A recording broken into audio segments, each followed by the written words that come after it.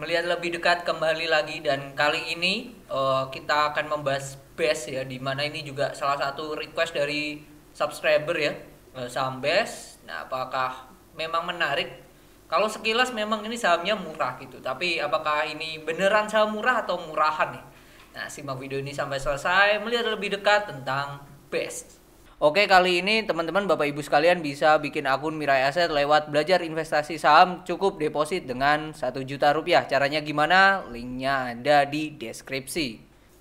Oke, BES ini ditutup di hari Jumat 18 Agustus itu di 162. Harganya, PI-nya berada di angka 6. Oke, PBV-nya 0,35. Wow, kalau hanya based on ini murah banget nih perusahaan. Terus secara perhitungan di Stockbit ya, enterprise value mereka itu kalau dihargai mereka hampir 2,5 triliun, sorry. Dan sekarang market cap-nya di 1,5 T. Wow. Murah banget ini, hampir 100% ya kenaikannya. Kalau kita hitung ya 2.400 lah ya. Anggap aja market enterprise value-nya 2.400 miliar ya, atau 2,4 triliun. Kita bagi dengan current share outstanding-nya ya, 9,65. Harga wajarnya mereka ya, berdasarkan Stockbit ini 250. Sekarang 162 ya. 250 kurangi 162 bagi 162. 54% sahamnya, potensi upside-nya ya, ke 250. Apakah mungkin saham itu ke situ ya? Kalau dalam setahun ini year to date-nya hampir ke 200 ada. 3 tahun terakhir 2019 itu 300 lebih ya. Oke, itu untuk si BES ya. Kalau kita lihat laporan keuangannya. Laporan keuangan dari BES sendiri secara aset, 135. Secara aset kita lihat totalnya itu 6 triliun ya. Totalnya 6 triliun. Aset gak lancarnya 3,5. Aset lancarnya 2,5 ya. Aset lancarnya mengalami kenaikan penurunan tipis 30-an M. Kasnya ini bertambah ya. Sebelumnya 546, sekarang 563 ya. Kita cek dulu di note nomor 5 ya. Note nomor 5, kasnya ada di deposito 319, jadi gede juga termasuk. 319 dibagi dengan 563 itu 56% sendiri ya. Jadi mayoritas di deposito, which is good, dengan imbal hasil 5 sampai 6,75%. Wow, gede juga nih. Per tahun ya, per tahun. Jadi termasuk gede, hal yang bagus untuk perseroan ya. Kalau hal itu bentar, sebelumnya berapa? Sebelumnya depositonya itu 3,19. Ya, ini nambah 500 juta ya, nambah 500 juta dibandingkan tahun lalu. Oke, itu liabilitasnya sekarang, hutangnya. Hutang berbunganya terutama nggak ada ini di jangka panjang, tapi ya. Di jangka panjang, ini ada di jangka pendek 169 M, sebelumnya 185 M akhir tahun. Jadi dalam 6 bulan terakhir ini mereka ada pembayaran pasti ke cash flow pendanaan, nanti kita lihat ya. Kasnya dengan 500 harusnya bisa ketutup nih jangka pendek 169, ditambah jangka panjang ini ada 1,2 T. Oke, 1,2 T. Tapi dia persediaannya itu yang lancar itu 1,6, jadi ini siap dijual. Terus yang masih dalam bentuk tanah itu 3T. Jadi ya bisa dikatakan persediaannya itu totalnya bisa hampir 5 triliun. Jadi liabilitas ini jangka panjang aman aja sih. Kalau kita cek ya di note 17 ya. Note 17 kita cek utangnya. Oke, ini utang banknya dalam bentuk dolar. Wow. Dalam bentuk dolar senilai 1,3 T. Oke, terus dalam bentuk yen Jepang 179 M. Itu total hutangnya. Nah, ini dalam dolar nih yang bisa dikatakan menjadi beban tersendiri ya jikalau dolarnya ini naik. Jadi itu akan jadi PR tersendiri untuk perseroan. Oke, jatuh temponya kapan ini? Jangka panjang nih. 2018. Ntar. Pinjaman jangka panjangnya 4,5. Bunga pinjaman 5,5. Oke, 5,5 2019. Baru mereka mengambil tenor-tenor itu ya. Baru 2019, 2020 ini juga ada ya.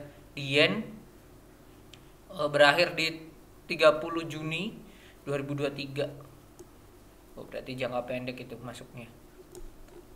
Oke, itu ya tenornya 5%. Jadi PR-nya ya hutang berbunganya itu paling banyak di dolar sih. Itu sih poin hal yang percaya agak bahayanya di situ. Ekuitasnya, saldo laba yang belum digunakan penggunaannya itu 3 triliun dengan jumlah ekuitas itu 4,4. Jadi saldo laba yang di store tuh bisa dikatakan modal mereka sendiri tuh hampir 1 triliun, 1,5, hampir 1,5 sih. Kalau dari ekuitasnya saldo laba yang belum digunakan itu 3 triliun ya. Gede juga tuh. Besar, bisa buat expand. Bisa juga mereka buat digunakan untuk membeli tanah, untuk landmarknya nambah ya. Land banknya ya. Pendapatannya turun dibandingkan tahun lalu. Kita cek di note 24. Pendapatan di note 24. Oke, ini pendapatannya tanah 230M, maintenance 63, hotel naik 5 miliar, sebelumnya 2,9 jadi naik sih. Tanah ya, tanah sama lain-lain. Maintenance fee ini 63. Gede juga ya maintenance-nya ya. Maintenance fee, service charge, air dan sewa. Kita hitung ya, maintenance-nya ini bisa dikatakan recurring income-nya mereka ya, pendapatan berulangnya mereka. 63 dibagi 312 ya. 20% persentasenya ya, tidak sebesar Pakuan ya. Pakuan bisa ditonton nanti di akhir video. Kemarin sudah dibahas. Oke, kita lihat ya. Laba kotornya sekian, beban penjualannya naik. Oke, beban penjualan dia naik tapi omsetnya tidak naik ya. Berarti ini ada yang secara sellingnya kurang apa ya, kurang langsung goals lah ibaratnya kayak gitu sih. Perlu dimaksimalkan lagi nih. Beban umumnya juga naik, beban keuangan bahkan ya naik jadi 74, sebelumnya 48 ya. Nah, ini pendapatan lain-lain nih, 29 nih, 65M. Wow, gede juga nih. Pendapatan lain-lain, beban, pendapatan lain-lain.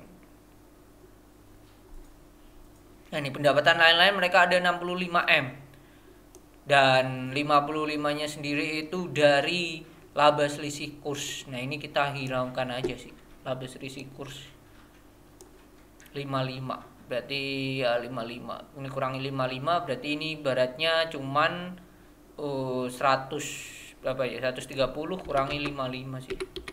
Ya hanya 75M sendiri sih secara laba sebelum pajaknya mereka sih. Gitu. Ini gede banget di sini. Jadi aslinya laba dari BES ini tidak sebesar ini. Meskipun di sini turun ya, tapi aslinya tidak sebesar ini ya. Karena ada laba selisih kurs di situ. Jadi itu kita hiraukan aja, itu perhitungan based on akuntansi aja sih. Kas bersih dari aktivitas operasi 129M, tahun lalu 147. Oke, aktivitas investasi mereka keluar 16M, 15 untuk pembayaran uang muka pembelian tanah. Oke, mereka beli tanah. Di note 9 kita cek. Oke, di note 9 kita cek pembayaran uang muka. Note 9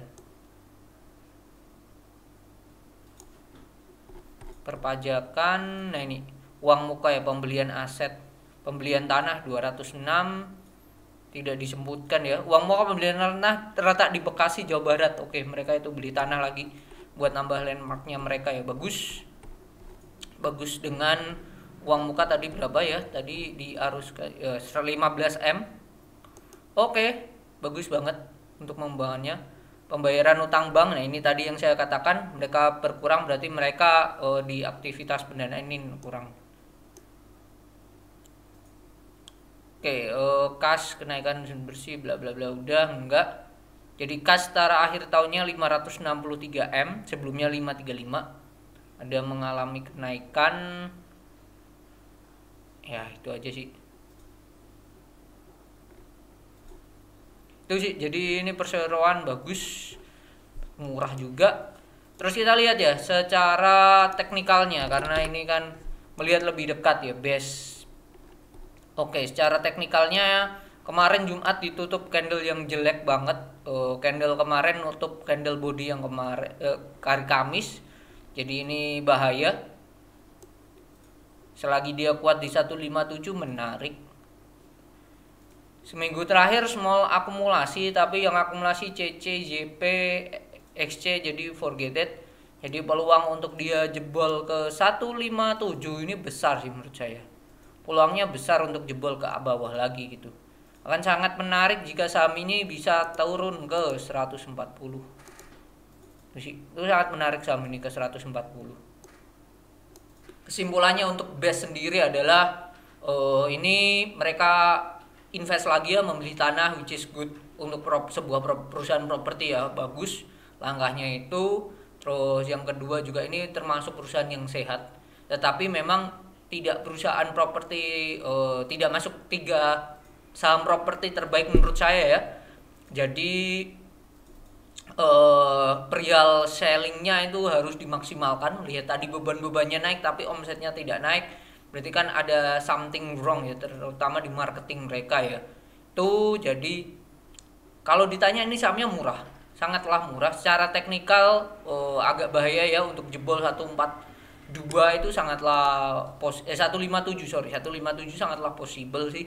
Jadi kalau bisa harganya di harga 140 itu harga yang bagus sih menurut saya ya. Dengan harga sekarang 162 dapat 140 worth it aja sih di harga segitu. Jadi ini salah satu perusahaan menurut saya perusahaan under value lah. Kalau tadi berdasarkan Stockbit 250 saya akan mengatakan saya paling konservatif aja.